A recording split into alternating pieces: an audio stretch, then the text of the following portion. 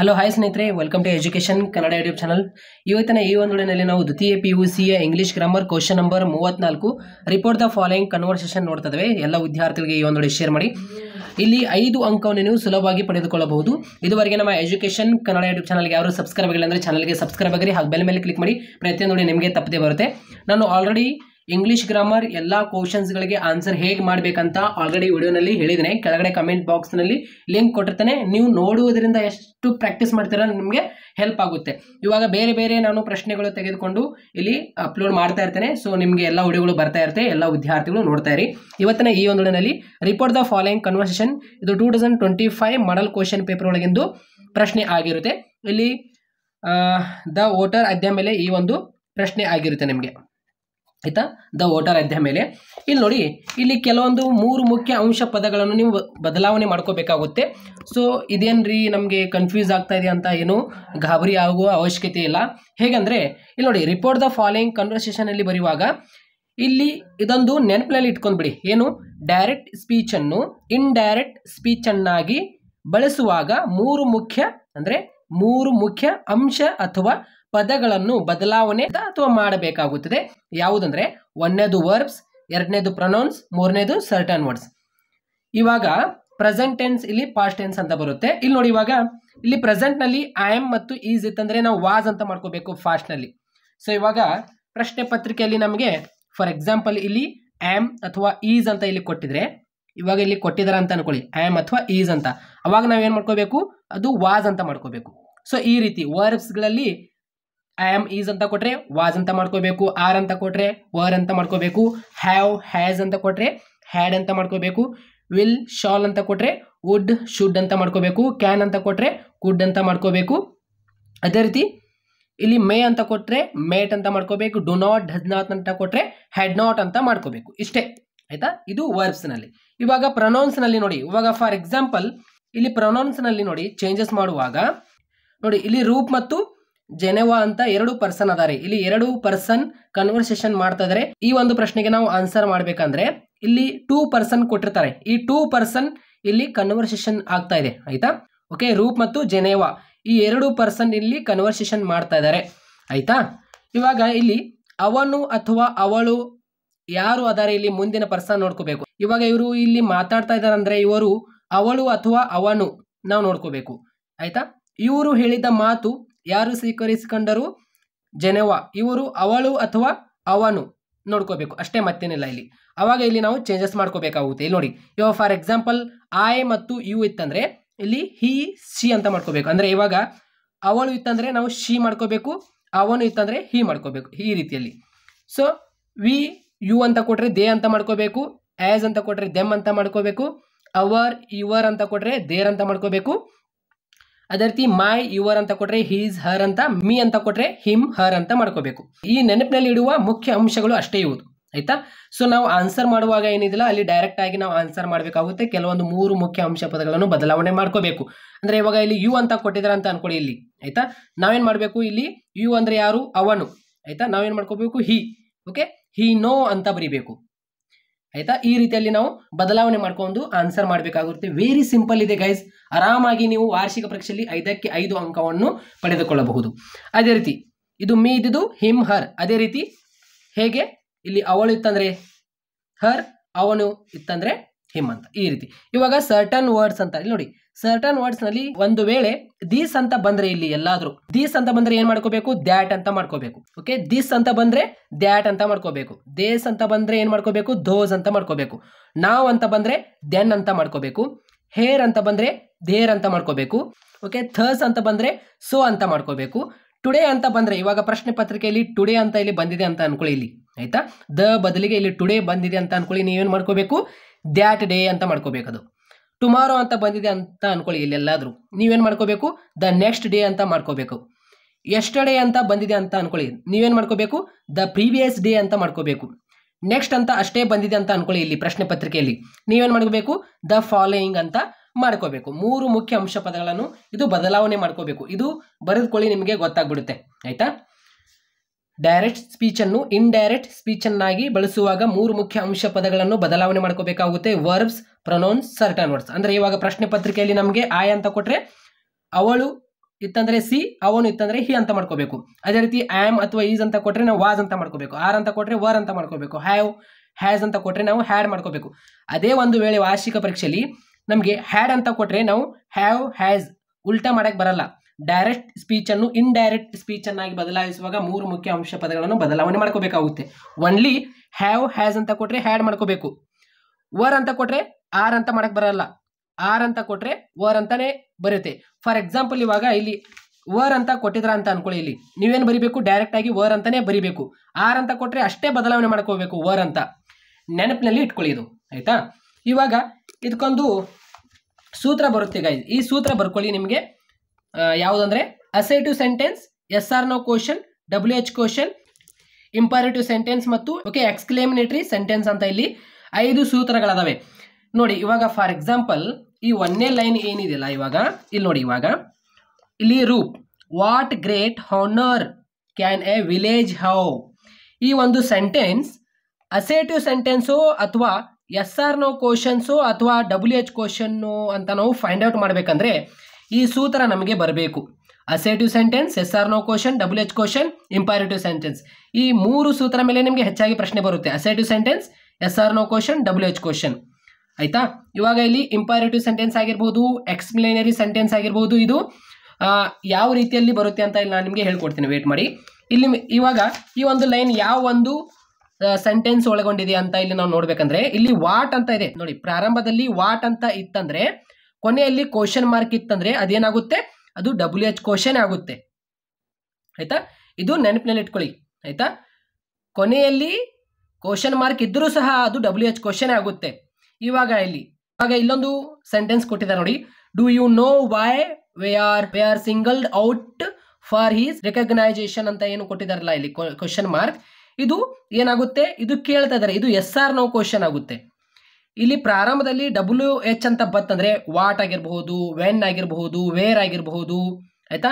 WH ಬತ್ತಂದ್ರೆ ಅದೇನಾಗುತ್ತೆ, WH ಸೂತ್ರನೇ ಬರಿಬೇಕು. ಏನಂತ, reported plus asked plus receiver ಪಕ್ಕದಲ್ಲಿ WH ಕ್ವಶನ್ ವರ್ಡ್ ಅಂದ್ರೆ ರಿಪೋರ್ಟೆಡ್, ಆಸ್ಕ್ಡ್, ರಿಸೀವರ್ ಅಂದರೆ ಇವಾಗ ರೂಪ್ ಅಂದ್ರೆ ರಿಪೋರ್ಟರ್ ಯಾರು, ಇವಾಗ ರಿಪೋರ್ಟರ್ ರೂಪ್ ಇವರು, ಆಯ್ತಾ. ಇವರು ರಿಪೋರ್ಟರ್. ಆಸ್ಕ್ಡ್ ಅಂತ ಬರಿಬೇಕಿಲ್ಲಿ, ಆಸ್ಕ್ಡ್, ಆಯ್ತಾ. ರಿಪೋರ್ಟರ್ ಅಂದ್ರೆ ರೂಪ್, ಆಸ್ಕ್ಡ್. ರಿಸೀವರ್ ಯಾರು ಅಂದ್ರೆ ಈ ಒಂದು ಮಾತು ಅಂದ್ರೆ ರೂಪ್ ಹೇಳಿದ ಮಾತು ಇದು ಯಾರು ಸ್ವೀಕರಿಸಿಕೊಂಡರು, ಇವರು, ಆಯ್ತಾ. ಇವರಲ್ಲ ಜೆನೆವಾ. ಇಲ್ಲಿ ಏನು ಬರಿಬೇಕು, ಇಲ್ಲಿ ಜೆನೆವಾ ಅಂತ ಬರಿಬೇಕು. ಓಕೆ, ಇಲ್ಲಿ ಜೆನೆವಾ. ಇಲ್ಲಿ ನೋಡಿ ರಿಪೋರ್ಟ್ ಅಂದ್ರೆ Roop, asked, Geneva, WH question word ಅಂತಾನೆ ಬರಿಬೇಕು. ಅಂದ್ರೆ WH ವರ್ಡ್ ಅಂತ ಅಂದಿದ್ದಾರೆ. ನೀವೇನು ಬರಿಬೇಕಂದ್ರೆ ಇಲ್ಲಿ ವಾಟ್ ಅಂತ ಏನಿದೆಯಲ್ಲ ಇದು ವಾಟ್ ಅಂತಾನೆ ಬರಿಬೇಕು, ಆಯ್ತಾ. ರೂಪ್, ಆಸ್ಕ್ಡ್, ಜೆನೆವಾ, ವಾಟ್ ಅಂತ ಬರಿಬೇಕು ನೋಡಿ. ಇಲ್ಲಿ ಗ್ರೇಟ್ ಇದೆ, ಗ್ರೇಟರ್ ಅಂತ ಇದೆ. ಇಲ್ಲಿ ಗ್ರೇಟರ್ ಇದು ಸೇಮೇ ಬರುತ್ತೆ, ಯಾವುದೇ ರೀತಿ ಚೇಂಜಸ್ ಆಗೋದಿಲ್ಲ. ಹಾನರ್ ಸೇಮೇ ಬರುತ್ತೆ. ಕ್ಯಾನ್ ಇದ್ದಿದ್ದು ಏನು ಮಾಡ್ಕೋಬೇಕು, ಇಲ್ಲಿ ನೋಡಿ ಕ್ಯಾನ್ ಇದ್ದಿದ್ದು ಏನು ಮಾಡ್ಕೋಬೇಕು ನಾವು, ಕ್ಯಾನ್ ಇದ್ದಿದ್ದು ಕುಡ್ ಮಾಡ್ಕೋಬೇಕು ಈ ರೀತಿಯಲ್ಲಿ. ಅದೇ ರೀತಿ ಇದ್ದಿದ್ದು ಸೇಮೇ ಬರುತ್ತೆ, ವಿಲೇಜ್ ಇದ್ದಿದ್ದು ಸೇಮೇ ಬರುತ್ತೆ. ಹ್ಯಾವ್ ಇದ್ದಿದ್ದು ಏನು ಮಾಡ್ಕೋಬೇಕು ನಾವು, ಇಲ್ಲಿ ನೋಡಿ ಹ್ಯಾವ್ ಇದ್ದಿದ್ದು ಏನು ಮಾಡ್ಕೋಬೇಕು, ಹ್ಯಾವ್ ಇದ್ದಿದ್ದು ಹ್ಯಾಡ್ ಮಾಡ್ಕೋಬೇಕು ಅಷ್ಟೇ, ಮತ್ತೇನಿಲ್ಲ ಇದರೊಳಗೆ. ಇಷ್ಟು ಸುಲಭ ಇದೆ ನೋಡಿ ಪ್ರಶ್ನೆ. ಇವಾಗ ನಾನು ನಿಮಗೆ ಬಿಡಿಸುವಾಗ ತಿಳಿಸ್ಕೊಡ್ತೀನಲ್ಲ, ಅಲ್ಲಿ ನಿಮಗೆ ಗೊತ್ತಾಗ್ಬಿಡುತ್ತೆ. ಇವಾಗ ನೋಡಿ, ಇವಾಗ 1ನೇ ಲೈನ್ ಆಯಿತು. ಇವಾಗ 2ನೇ ಲೈನ್ ನೋಡಿ. Do you know why we are singled out of for this recognition. ಇಲ್ಲಿ ಏನು ಕ್ವಶನ್ ಮಾರ್ಕ್ ಕೊಟ್ಟಿದಾರಲ್ಲ ಕೊನೆಯಲ್ಲಿ, ಇದೇನಾಗುತ್ತೆ ಹೇಳಿ ನೋಡೋಣ. ಇದು ಎಸ್ ಆರ್ ನೋ ಕ್ವಶನ್ ಆಗ್ತಾ ಇದೆ. ಅಂದ್ರೆ ಇಲ್ಲಿ WH ಕ್ವಶನ್ ಪ್ರಾರಂಭದಲ್ಲಿಲ್ಲ, ಕೊನೆಯಲ್ಲಿ ಕ್ವಶನ್ ಮಾರ್ಕ್ ಇದೆ. ಸೊ ಅದಕ್ಕೆ ಇದು WH ಕ್ವಶನ್ ಆಗುತ್ತೆ, ಅದಕ್ಕೆ ಇದು ಎಸ್ ಆರ್ ನೋ ಕ್ವಶನ್ ಆಗುತ್ತೆ. ಅದೇ ಒಂದು ವೇಳೆ ಇಲ್ಲಿ ಪ್ರಾರಂಭದಲ್ಲಿ WH ಪ್ರಾರಂಭ ಆದರೆ, ಈ ರೀತಿ WH ಪ್ರಾರಂಭ ಆದರೆ ಲಾಸ್ಟ್ನಲ್ಲಿ ಕ್ವಶನ್ ಮಾರ್ಕ್ ಇದ್ರೂ ಸಹ ಅದು WH ಕ್ವಶನ್ ಆಗುತ್ತೆ. ಇದೊಂದು ನೆನಪಿನಲ್ಲಿ ಇಟ್ಕೊಳ್ಳಿ ನೋಡಿ. Do you know why you are single out for this recognition ಅಂತ ಲಾಸ್ಟ್ನಲ್ಲಿ ಕ್ವಶನ್ ಮಾರ್ಕ್ ಕೊಟ್ಟಿದಾರಲ್ಲ, ಇದು ಎಸ್ ಆರ್ ನೋ ಕ್ವಶನ್ ಆಗುತ್ತೆ. ಎಸ್ ಆರ್ ನೋ ಕ್ವಶನ್ ಸೂತ್ರ ಏನು, ಇಲ್ಲಿದೆ ನೋಡಿ. ಎಸ್ ಆರ್ ನೋ ಕ್ವಶನ್ ಸೂತ್ರ ಏನು, ಅದು ಕೂಡ same. Reporter, okay, reporter, asked, receiver ಪಕ್ಕದಲ್ಲಿ ಇಫ್. ಅಂದ್ರೆ ಇವಾಗ ಇಲ್ಲಿ ರೂಪ್ ಯಾರು ಹೇಳ್ತಾ ಇದಾರೆ ಈ ಮಾತು, ರೂಪ್, ಆಯ್ತಾ. ಇಲ್ಲಿ ನೋಡಿ ರೂಪ್, ಆಸ್ಕ್ಡ್, ರಿಸೀವರ್ ಯಾರು, ಜೆನೆವಾ, ಆಯ್ತಾ. ಜೆನೆವಾ ಅಂದ್ರೆ ರೂಪ್ ಹೇಳಿದ ಮಾತು ಯಾರು ಸ್ವೀಕರಿಸಿಕೊಂಡವರು, ಜೆನೆವಾ, ಆಯ್ತಾ. ಜೆನೆವಾ ಅದರ ಪಕ್ಕದಲ್ಲಿ ಇಫ್ ಅಂತ ಬರಿಬೇಕು. ಅಂದ್ರೆ ರೂಪ್, ಆಸ್ಕ್ಡ್, ಜೆನೆವಾ, ಇಫ್ ಅಂತ ಬರಿಬೇಕು. ಇಫ್ ಅಂತ ಬರೆದು ಆಮೇಲೆ ಡೂ ಇದ್ದಿದ್ದೇನಾಗುತ್ತೆ ಮತ್ತು ಯು ಇದ್ದಿದ್ದೇನಾಗುತ್ತೆ ಚೇಂಜಸ್ ಮಾಡ್ಕೋಬೇಕು. ಇಲ್ಲಿ ಕೊಟ್ಟಿದ್ದಾರಲ್ಲ, ಇಲ್ಲಿ ನೋಡಿ, ಇಲ್ಲಿ 3 ಮುಖ್ಯ ಅಂಶ ಪದಗಳನ್ನು ನಾವು ಬದಲಾವಣೆ ಮಾಡ್ಕೋಬೇಕಾಗುತ್ತೆ. ಇವಾಗ ಇಲ್ಲಿ ನೋಡಿ, ಇಲ್ಲಿ ಡೂ ಕೊಟ್ಟಿದ್ದಾರೆ, ಓಕೆ, ಯು ಅಂತ ಕೊಟ್ಟಿದ್ದಾರೆ. ಇಲ್ಲಿ ಯಾರು ಹೇಳ್ತಾ ಇದ್ದಾರೆ? ಯು ಅಂದ್ರೆ ಯಾರು? ರೂಪ್, ಅವನು. ಯು ಇದ್ದಿದ್ದೇನು ಮಾಡ್ಕೋಬೇಕು ನಾವು? ಹಿ ಅಂತ ಮಾಡ್ಕೋಬೇಕು. ಹಿ ಡೂ, ಆಯ್ತಾ? ಹಿ ಡೂ ನೋ ಅಂತ ಮಾಡ್ಕೋಬೇಕು, ಆಯ್ತಾ? ವಾಯ್ ಇದ್ದಿದ್ದೇನಾದ್ರೂ ಚೇಂಜಸ್ ಆಗುತ್ತಾ? ವಾಯ್ದಿದ್ದು ಚೇಂಜಸ್ ಆಗೋದಿಲ್ಲ, ಆಯ್ತಾ? ವಿ ಇದ್ದಿದ್ದೇನಾಗುತ್ತೆ? ವಿ ಇದ್ದಿದ್ದು ದೇ ಆಗುತ್ತೆ. ಅದೇ ರೀತಿ ಆರ್ ಇದ್ದಿದ್ದೇನಾಗುತ್ತೆ? ವರ್ ಆಗುತ್ತೆ. ಅದೇ ರೀತಿ ಸಿಂಗಲ್ ದೇ ಆಗುತ್ತೆ. ಔಟ್ ಇದ್ದದ್ದು ಔಟೇ ಆಗುತ್ತೆ. ಫಾರ್ ಇದ್ದು ಫಾರೇ ಆಗುತ್ತೆ. ದಿಸ್ ಇದ್ದಿದ್ದೇನಾಗುತ್ತೆ? ಇಲ್ಲಿ ನೋಡಿ, ಇಲ್ಲಿ ದಿಸ್ ಇದ್ದಿದ್ದೇನಾಗುತ್ತೆ? ದ್ಯಾಟ್ ಆಗುತ್ತೆ. ಅದೇ ರೀತಿ ರೆಕಗ್ನೈಸೇಷನ್ ಏನಿದೆಯಲ್ಲ ಇದು ಸೇಮೇ ಬರುತ್ತೆ, ಆಯ್ತಾ? ಇಷ್ಟು ನಾವು 3 ಮುಖ್ಯ ಅಂಶ ಪದಗಳನ್ನು ಬದಲಾವಣೆ ಮಾಡ್ಕೋಬೇಕಾಗುತ್ತೆ. ಇವಾಗ ನಾವು ಈ 2 ಲೈನ್ ನಾವು ಅರ್ಥ ಮಾಡ್ಕೊಂಡಿದೀವಿ. ಇವಾಗ ಅದೇ ರೀತಿ ಇಲ್ಲಿ 3ನೇ line, think of the pipe burn water PAP has promised us ಅಂತ ಏನು ಕೊಟ್ಟಿದ್ದಾರಲ್ಲ, ಇದು ನಾರ್ಮಲ್ ಒಂದು ಸೆಂಟೆನ್ಸ್ ಆಗುತ್ತೆ. ಯಾವುದು? ಅಸರ್ಟಿವ್ ಸೆಂಟೆನ್ಸ್ ಆಗುತ್ತೆ. ಇಲ್ಲಿದೆ ನೋಡಿ, ಸೇಡ್ ಅಥವಾ ಟೋಲ್ಡ್ ದ್ಯಾಟ್ ಅಂತ ಬಳಸಬೇಕು ಅಷ್ಟೇ, ಮತ್ತೇನಿಲ್ಲ, ಆಯ್ತಾ? ಇಲ್ಲಿ ನಾನು ಬಿಡಿಸುವಾಗ ನಿಮಗೆ ಹೇಳ್ತೀನಿ, ಅವಾಗ ನಿಮಗೆ ಕ್ಲಿಯರ್ ಆಗಿಬಿಡುತ್ತೆ ಅದು, ಆಯ್ತಾ? ಸೊ ಇವಾಗ ಆನ್ಸರ್ ಮಾಡೋಣ ಬನ್ನಿ. ಇಲ್ಲಿ ನೋಡಿ, report the following conversation. Question number correct ಆಗಿ ಹಾಕ್ರಿ ಆ್ಯನ್ಯುವಲ್ ಎಕ್ಸಾಮ್ನಲ್ಲಿ, ಆಯ್ತಾ? ಇಲ್ಲಿ ಪ್ರಶ್ನೆ ಪತ್ರಿಕೆ ನಿಮ್ಮ ಹತ್ರ ಇಟ್ಕೊಳ್ಳಿ, ಬಹಳ ಈಜಿ ಇದೆ. ಸೊ ಇಲ್ಲಿ ಬಿಡಿಸುವಾಗ ನಿಮಗೆ ಗೊತ್ತಾಗುತ್ತೆ. ಇಲ್ಲಿ ನೋಡಿ, ಇವಾಗ ಇಲ್ಲಿ ನೋಡಿ 1ನೇ ಪ್ರಶ್ನೆ, ಇಲ್ಲಿ ನೋಡಿ 1ನೇ ಲೈನ್ ಗಮನಿಸಬೇಕು. ರೂಪ್ ಏನಂತಾನೆ? What greater honour can a village have ಅಂತ. ಇಲ್ಲಿ ಪ್ರಾರಂಭದಲ್ಲಿ WH ಪ್ರಾರಂಭ ಆಗಿದೆ, ಸೊ ಅದಕ್ಕೆ ಇದು WH ಕ್ವಶನ್ ಸೂತ್ರ ಆಗಿರುತ್ತೆ. ಏನು? ರಿಪೋರ್ಟರ್ ಅಂದ್ರೆ ಯಾರು? ರೂಪ್ ಇದು ಮಾತು ಯಾರು ಸ್ವೀಕರಿಸಿಕೊಂಡರು? Geneva. Roop asked Geneva what, ಅದರ ಪಕ್ಕದಲ್ಲಿ ಏನು? ವಾಟ್ ಅಂತಾನೆ ಬರಿಬೇಕು. WH ಕ್ವಶನ್ ಸೂತ್ರ ಏನು? ರೂಪ್ ಆಸ್ಕ್ಡ್ ಜೆನೆವಾ, ಅದರ ಪಕ್ಕದಲ್ಲಿ WH ವರ್ಡ್ ಏನು? ವಾಟ್ ಅಂತಾನೆ ಬರಿಬೇಕು. ಇಲ್ಲಿ ಏನು ಬರಿಬೇಕು ಇವಾಗ? ಸೊ ರೂಪ್, ಇದೇ ರೀತಿ ವಾರ್ಷಿಕ ಪರೀಕ್ಷೆಯಲ್ಲಿ ಬರಿಬೇಕು. Roop asked, okay, Geneva. Roop asked Geneva what ಅಂತಾನೆ ಬರಿಬೇಕು, ಆಯ್ತಾ? Roop asked Geneva what. ಇಲ್ಲಿ ಗ್ರೇಟರ್ ಏನಿದೆಯಲ್ಲ, ಸೇಮ್ ಗ್ರೇಟರೇ ಅಂತ ಬರುತ್ತೆ ಇಲ್ಲಿ, ಆಯ್ತಾ? ಸಾರಿ, ಗ್ರೇಟರ್ ಹಾನರ್ ನೋಡಿ, ಗ್ರೇಟರ್ ಹಾನರ್ ಕ್ಯಾನ್ ಇದ್ದಿದ್ದೇನಾಗುತ್ತೆ? ಚೇಂಜಸ್ ಮಾಡ್ಕೋಬೇಕಂತ ಹೇಳಿದ್ದೇನೆ. ಕ್ಯಾನ್ ಇದ್ದಿದ್ದೇನಾಗುತ್ತೆ? ಆಯ್ತಾ? ಕ್ಯಾನ್ ಇದ್ದು ಕುಡ್ ಆಗುತ್ತೆ. ಇಲ್ಲಿ ನೋಡಿ, ಕ್ಯಾನ್ ಇದ್ದಿದ್ದೇನಾಗುತ್ತೆ? ಕುಡ್. ಕ್ಯಾನ್ ಇದ್ದಿದ್ದು ಕುಡ್ ಮಾಡ್ಕೋಬೇಕು. ಎ ವಿಲೇಜ್ ಹ್ಯಾವ್ ಇದ್ದಿದ್ದೇನಾಗುತ್ತೆ? ಸ್ನೇಹಿತರೆ? ಹ್ಯಾವ್ ಇದ್ದಿದ್ದು ಹ್ಯಾಡ್ ಆಗುತ್ತೆ. ಇಲ್ಲಿ ನೋಡಿ, ಹ್ಯಾವ್ ಇದ್ದಿದ್ದೇನಾಗುತ್ತೆ? ಹ್ಯಾಡ್ ಆಗುತ್ತೆ. ಹ್ಯಾಡ್. ಇಷ್ಟು, ಆಯ್ತಾ? ಇದು 1ನೇ ಲೈನ್ ನಮ್ಮದು ಕಂಪ್ಲೀಟ್ ಆಯಿತು, ಆಯ್ತಾ?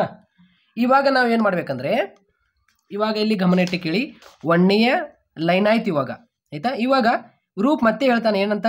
Do you know why we are singled out for this recognition ಅಂತ ಇಲ್ಲಿ ಕ್ವಶನ್ ಮಾರ್ಕ್ ಇದೆ.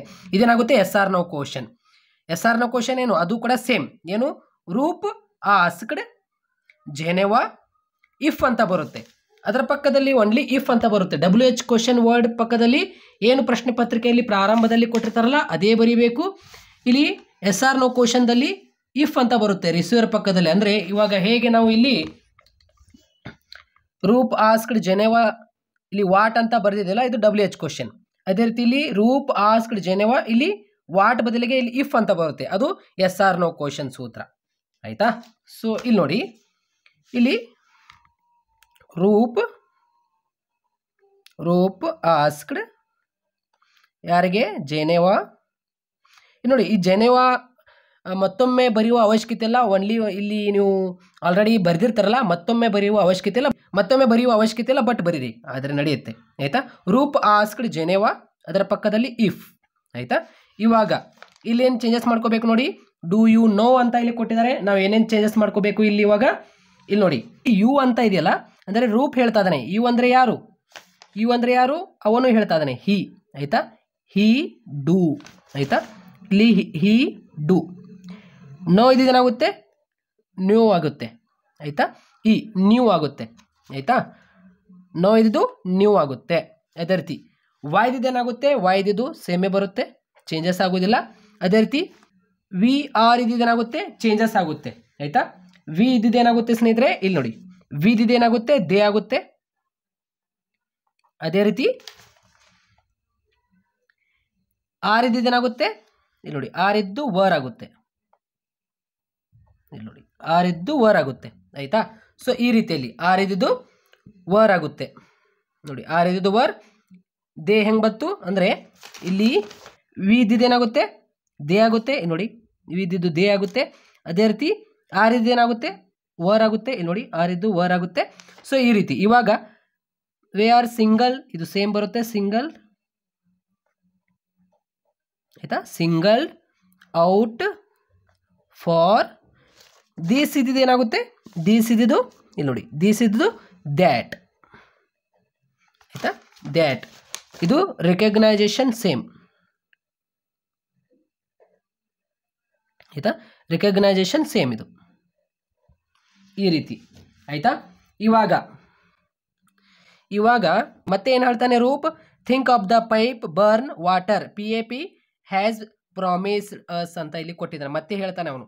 ಅವಾಗ ಮತ್ತೆ ನೀವೇನು ಬರೀಬೇಕು, ಇಲ್ಲಿ ರೂಪ್ ಸೇಡ್ ಅಂತ ಬರೀರಿ ನಡೀತೆ, ಇಲ್ಲಾಂದರೆ ರೂಪ್ ಇಲ್ಲಿ ಮೆನ್ಷನ್ ಅಂತ ಬರೀರಿ ಆಯಿತಾ, ಇಲ್ಲಾಂದರೆ ರೂಪ್ ಟೋಲ್ಡ್ ಅಥವಾ ಸೇಡ್ ಯಾವುದಾದ್ರೂ ಒಂದು ಬರೀರಿ. ಮತ್ತೆ ಹೇಳ್ತಾನೆ ಅವನು ರೂಪ್ ಮೆನ್ಷನ್ ಆಯಿತಾ, ಮೆನ್ಷನ್ ದ ಏನು ಮೆನ್ಷನ್ ಮಾಡ್ತಾನೆ ಅವನು, pipe burn water PAP has promised us ಅಂತ ಏನು ಕೊಟ್ಟಿದಾರಲ್ಲ, ಇದು ಚೇಂಜಸ್ ಮಾಡ್ಕೋಬೇಕು ನಾವು ಇವಾಗ ಆಯಿತಾ.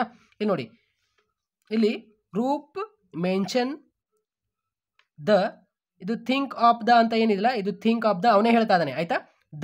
ದ ಪೈಪ್ ಆಯಿತಾ, the pipe burn water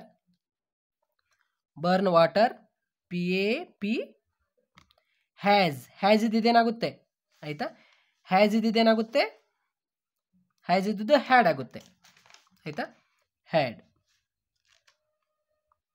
had promise ಆಯಿತಾ, ಪ್ರಾಮಿಸ್ಡ್ ಅಸ್ ಆಯಿತಾ. ನೋಡಿ ಅವಾಗ ಜನವ ಏನು ಹೇಳ್ತಾನೆ, we believe every word of you, we shall drop our paper for mercuries ಅಂತ ಹೇಳ್ತಾನೆ. ಅವಾಗ ಇದೇನಾಗುತ್ತೆ, ಜನವ ಇದು WH ಕ್ವಶನ್ ಪ್ರಾರಂಭ ಆಗಿಲ್ಲ ಇಲ್ಲಿ, ಇದೇನೋ ಒಂದು ನಾರ್ಮಲ್ ಸೆಂಟೆನ್ಸ್ ಆಗುತ್ತೆ. ಯಾವುದು, ಸೇಡ್ ಅಥವಾ ಟೋಲ್ಡ್. ಇಲ್ಲಿ ನೋಡಿ ಅಸರ್ಟಿವ್ ಸೆಂಟೆನ್ಸ್, ಸೇಡ್ ಅಥವಾ ಟೋಲ್ಡ್ ಯಾವುದಾದ್ರೂ ಒಂದು ಬಳಕೆ ಮಾಡ್ಕೋಬೇಕು, ಇಲ್ಲಾಂದರೆ ಡೈರೆಕ್ಟ್ ಆಗಿ ಇಲ್ಲ ಜೆನೆವಾ ರಿಪ್ಲೈಡ್ ಅಂತ ಬರೀರಿ ನಡೆಯುತ್ತೆ ಆಯಿತಾ. ಇಲ್ಲಿ ಏನು ಬರಿಬೇಕು, ಜೆನೆವಾ ಓಕೆ, ಜೆನೆವಾ ರಿಪ್ಲೈಡ್ ಅಂತ ಬರೀರಿ ನಡೆಯುತ್ತೆ ಆಯಿತಾ. ಜೆನೆವಾ ರಿಪ್ಲೈಡ್ ಇಲ್ಲಾಂದರೆ ಜೆನೆವಾ ಸೇಡ್ ಅಂತ, ಇಲ್ಲಾಂದರೆ ಜೆನೆವಾ ಸೇಡ್ ಅಥವಾ ಜೆನೆವಾ ಟೋಲ್ಡ್ ಯಾರಿಗೆ, ರೂಪ್ಗೆ. ಜೆನೆವಾ ರಿಪ್ಲೈಡ್ ದ್ಯಾಟ್ ಆಯಿತಾ, ಜೆನೆವಾ ರಿಪ್ಲೈಡ್ ದ್ಯಾಟ್. ಇಲ್ಲಿ ವಿ ಇದ್ದೇನಾಗುತ್ತೆ ಸ್ನೇಹಿತರೆ, ಇಲ್ಲಿ ನೋಡಿ ವಿ ಇದ್ದೇನಾಗುತ್ತೆ, ದೇ ಆಗುತ್ತೆ. ಅದೇ ರೀತಿ ಬಿಲೀವ್ ಸೇಮೇ ಬರುತ್ತೆ, ಯಾವುದೇ ರೀತಿ ಚೇಂಜಸ್ ಆಗೋದಿಲ್ಲ. ಬಿಲೀವ್ ಎವ್ರಿ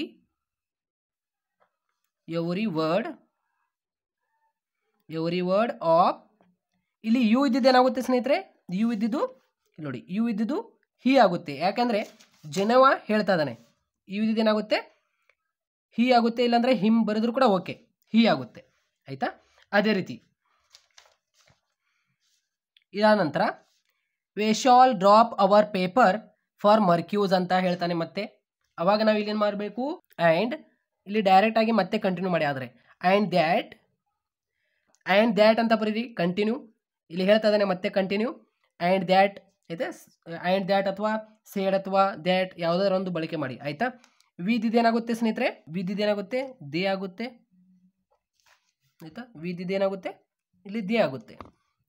ಇಲ್ಲಿ ನೋಡಿ and that they okay, and that they. Shall ಇದೇನಾಗುತ್ತೆ, ಶುಡ್ ಆಗುತ್ತೆ. ಇಲ್ಲಿ ನೋಡಿ ಶಾಲ್ ಇದೇನಾಗುತ್ತೆ, ಶಾಲ್ ಇದ್ದಿದ್ದು ಶುಡ್ ಆಗುತ್ತೆ. ಡ್ರಾಪ್ ಇದ್ದಿದ್ದು ಸೇಮ್ ಡ್ರಾಪ್. ಅದೇ ರೀತಿ ಅವರ್ ಇದ್ದಿದ್ದೇನಾಗುತ್ತೆ, ಇಲ್ಲಿ ನೋಡಿ ಅವರ್ ಇದ್ದಿದ್ದೇನಾಗುತ್ತೆ, ದೇರ್ ಆಗುತ್ತೆ. ಸೊ ದೇರ್ ಆಯಿತಾ. ಅವರ್ ಇದ್ದಿದ್ದು ದೇರ್ ಆಗುತ್ತೆ. ಪೇಪರ್ ಇದ್ದಿದ್ದು ಸೇಮ್ ಬರುತ್ತೆ, ಪೇಪರ್ ಆಯಿತಾ. ಫಾರ್ ಮರ್ಕ್ಯೂಸ್ ಸೇಮ್ ಬರುತ್ತೆ. ಇಷ್ಟು ಮಾಡಿದರೆ ನಿಮಗೆ 5 ಮಾರ್ಕ್ಸ್ ಬರುತ್ತೆ ನೋಡಿ ಸ್ನೇಹಿತರೆ, 5 ಮಾರ್ಕ್ಸ್ ಬರುತ್ತೆ. ಸೊ ಇಷ್ಟೇ ಇದೆ, ಇಲ್ಲಿ ಏನಿಲ್ಲ. ಸೊ ಇದು ರಿಪೋರ್ಟರ್, ರಿಸೀವರ್, ಪಕ್ಕದಲ್ಲಿ ಇಫ್, ಇವು ಏನು ಅದಾವಲ್ಲ, ಇದು ಒಂದು ನಿಮಗೆ ಕ್ಲಾರಿಟಿ ಅಷ್ಟೇ. ಇವಾಗ ನೋಡಿ, ಯಾವುದೇ ರೀತಿ ಲಾಸ್ಟ್ನಲ್ಲಿ ಕ್ವಶನ್ ಮಾರ್ಕ್ ಇಲ್ಲ ಅಂದರೆ, ಪ್ರಶ್ನೆ ಪತ್ರಿಕೆಯಲ್ಲಿ ಈ ರೀತಿ ಕ್ವಶನ್ ಮಾರ್ಕು ಇಲ್ಲ, WH ಕ್ವಶನು ಇಲ್ಲ ಅಂದರೆ ಈ ಒಂದು ಸೆಂಟೆನ್ಸ್ ಅಂದರೆ ಈ ಒಂದು ಸೇಡ್ ಅಥವಾ ಟೋಲ್ಡ್ ಬಳಕೆ ಮಾಡ್ಕೋಬೇಕು. ಅದರ ಪಕ್ಕದಲ್ಲಿ ದ್ಯಾಟ್ ಅಂತ ಬಳಕೆ ಮಾಡಬೇಕು. ಅದೇ ಒಂದು ವೇಳೆ ಇಲ್ಲಿ ಲಾಸ್ಟ್ನಲ್ಲಿ ಕ್ವಶನ್ ಮಾರ್ಕ್ ಇತ್ತಂದರೆ, ಪ್ರಾರಂಭದಲ್ಲಿ WH ಇಲ್ಲ ಅಂದರೆ ಈ ಒಂದು SR ನೋ ಕ್ವಶನ್ ನಾವು ಇಫ್ ಅಂತ ಬಳಸಬೇಕು ಅಷ್ಟೇ. ಆಸ್ಕ್ಡ್ ಇಫ್ ಅಂತ ಬಳಸಬೇಕು. WH ಕ್ವಶನ್ ಇತ್ತಂದರೆ, ಇವಾಗ ಫಾರ್ ಎಕ್ಸಾಂಪಲ್ ಇಲ್ಲಿ 1ನೇ ಲೈನಲ್ಲಿ ಇದೆ ನೋಡಿ, ವಾಟ್ ಅಂತ ಇದೆ, ಕೊನೆಯಲ್ಲಿ ಕ್ವಶನ್ ಮಾರ್ಕ್ ಇದ್ರೂ ಸಹ ಪ್ರಾರಂಭದಲ್ಲಿ WH ಕ್ವಶನ್ ಇದೆ. ಸೊ ಅದಕ್ಕೆ ಇಲ್ಲಿ ಆಸ್ಕ್ಡ್ WH ಕ್ವಶನ್ ಬರೀಬೇಕು, ವಾಟ್ ಅಂತಾನೆ ಬರೀಬೇಕು, ಇಷ್ಟೇ, ಮತ್ತೇನಿಲ್ಲ. ಆಯ್ತಾ. ಅಂದರೆ ಇವಾಗ ಫಸ್ಟ್ ಪರ್ಸನ್ ಯಾರು? ರೂಪ್. ರೂಪ್ ಆಸ್ಕ್ಡ್. ರಿಸೀವರ್ ಯಾರು ಅಂದರೆ ಈ ಮಾತು 1ನೇ ಲೈನ್ ಹೇಳಿದ ಮಾತು ಯಾರು ಸ್ವೀಕರಿಸಿಕೊಂಡಿರೋ ಮುಂದಿನ ಪರ್ಸನ್ ಯಾರು? ಜೆನೆವಾ. Roop asked Geneva. ಅದರ ಪಕ್ಕದಲ್ಲಿ ಏನು? ಅದರ ಪಕ್ಕದಲ್ಲಿ ಇಫ್ ಅಂತ ಬರೀಬೇಕು ಈ ರೀತಿಯಲ್ಲಿ. ಅದರ ಪಕ್ಕದಲ್ಲಿ ಏನು? WH ವರ್ಡ್ ಏನು ಇದೆ, ವಾಟ್ ಅಂತಾನೆ ಬರೀಬೇಕು ಈ ರೀತಿಯಲ್ಲಿ. ಗೊತ್ತಾಯ್ತಾ? ಅದರ ಪಕ್ಕದಲ್ಲಿ ಏನು? ದ್ಯಾಟ್ ಅಂತ ಬರೀಬೇಕು. ಅದರ ಪಕ್ಕದಲ್ಲಿ ಏನು? ದ್ಯಾಟ್ ಅಂತ ಬರೀಬೇಕು. ಸೊ ಈ ರೀತಿಯಲ್ಲಿ. ಇವಾಗ ಬರಂಗಿಲ್ಲ ಬಿಡಿ ನಿಮಗೆ, ಆಯ್ತಾ. ಇದು ಎಕ್ಸ್ಪ್ಲನೇಟರಿ ಸೆಂಟೆನ್ಸ್ ಆಗಿರ್ಬೋದು, ಇಂಪ್ಯಾರೇಟಿವ್ ಸೆಂಟೆನ್ಸ್, ಇದು ನಿಮಗೆ ಕೇಳಂಗಿಲ್ಲ. ಒನ್ಲಿ WH ಕ್ವಶನ್, ಆಯ್ತಾ. ಅಂದರೆ ಆಸ್ಕ್ಡ್ WH ಕ್ವಶನ್, ಇದೊಂದು ನೆನಪಿನಲ್ಲಿ ಇಟ್ಕೊಂಡ್ಬಿಡಿ. SR ನೋ ಕ್ವಶನ್ದಲ್ಲಿ ಆಸ್ಕ್ಡ್ ಇಫ್ ಅಂತ. ಅಸರ್ಟಿವ್ ಸೆಂಟೆನ್ಸ್ನಲ್ಲಿ ಸೇಡ್ ಅಥವಾ ಟೋಲ್ಡ್, ಯಾವುದೋ ಒಂದು ಸೇಡ್ ಅಥವಾ ಟೋಲ್ಡ್, ದ್ಯಾಟ್, ಇದು ಮೂರೇ ನೆನಪಿನಲ್ಲಿ ಇಟ್ಕೊಂಡ್ಬಿಡಿ. ಈ ಮೂರೇ ನಿಮಗೆ ವಾರ್ಷಿಕ ಪರೀಕ್ಷೆಯಲ್ಲಿ ಸಹಾಯ ಮಾಡುತ್ತೆ. ಪ್ಲಸ್ ಈ 3 ಮುಖ್ಯ ಅಂಶ ಪದಗಳು ನಿಮಗೆ ಬದಲಾವಣೆ ಮಾಡ್ಕೊಳ್ಳೋಕ್ಕೆ ಬಹಳ ಸಹಾಯ ಮಾಡುತ್ತೆ. ವರ್ಬ್ಸ್, ಪ್ರೊನೌನ್ಸ್ ಮತ್ತು ಸರ್ಟನ್ ವರ್ಡ್ಸ್. ಇದು ಒಂದು ಬಾರಿ ನೀವು ನೋಡ್ಕೊಂಡು ಬಿಟ್ರೆ ಮುಗೀತು. ಏನೇನು ಪ್ರಶ್ನೆ ಪತ್ರಿಕೆಯಲ್ಲಿ ಕೊಟ್ಟಿರ್ತಾರೆ ಅದು ಚೇಂಜಸ್ ಮಾಡ್ಕೋತ ಹೋಗೋದು, ಆಯಿತಾ. ಇದು ಗ್ರೇಟರ್ ಕೊಟ್ಟಿಲ್ಲ, ಸೊ ಸೇಮ್ ಡೈರೆಕ್ಟಾಗಿ ಇಲ್ಲಿ ಗ್ರೇಟರ್ ಅಂತ ನಾವು ಬರೆದುಕೊಂಡಿದ್ವಿ. ಇಲ್ಲಿ ನೋಡಿ ಗ್ರೇಟರ್ ಅಂತ. ಸೊ ಯಾವ ಬದಲಾವಣೆ ಮಾಡ್ಕೋಬೇಕು? ಒನ್ಲಿ ಐ ಆಮ್ ಅಥವಾ ಈಸ್ ಅಂತ ಕೊಟ್ಟರೆ ವಾಸ್ ಅಂತ ಮಾಡ್ಕೋಬೇಕು, ಆರ್ ಅಂತ ಕೊಟ್ಟರೆ ವರ್ ಅಂತ ಮಾಡ್ಕೋಬೇಕು, ಹ್ಯಾವ್, ಹ್ಯಾಸ್ ಅಂತ ಕೊಟ್ಟರೆ ಹ್ಯಾಡ್, ಈ ರೀತಿ ಮಾಡ್ಕೋಬೇಕು. ಮತ್ತೇನಿಲ್ಲ ಇದರೊಳಗೆ, ಬಹಳ ರಾಕೆಟ್ ಸೈನ್ಸ್ ಏನಿಲ್ಲ.